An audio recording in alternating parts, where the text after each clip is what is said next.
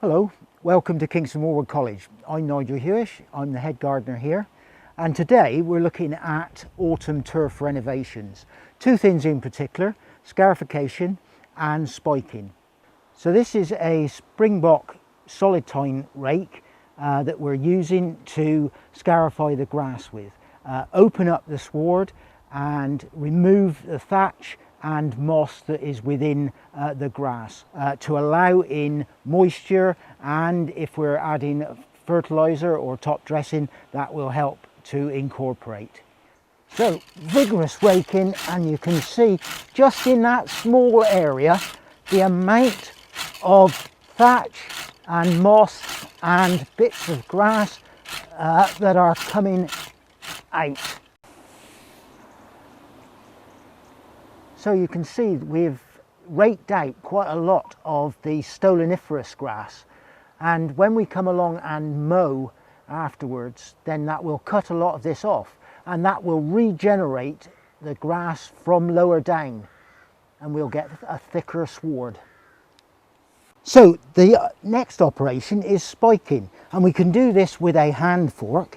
What we are doing is down into the soil and round about 3 or 4 inches deep, making some holes through the surface. And what this will do is it will help to relieve compaction. Any compaction that has built up over the summer where the grass has been walked on, then this will relieve the compaction and will then allow moisture down into the soil below. It will also help with any fertilizer or top dressing that we may be adding afterwards. So we can carry on spiking. Now this does take a long time with a hand fork, so it may be that you want to hire in a spiker if you have a large lawn.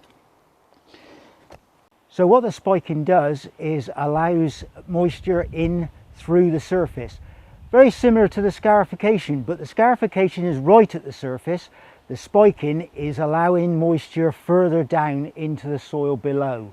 Any sort of spiking and scarification is good for the lawn and will open it up, allow in air, allow moisture in.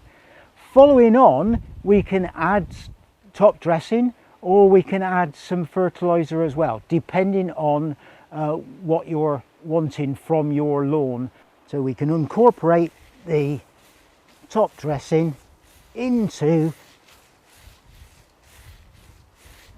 the holes that we've made with a bism. So that's it for the turf renovation.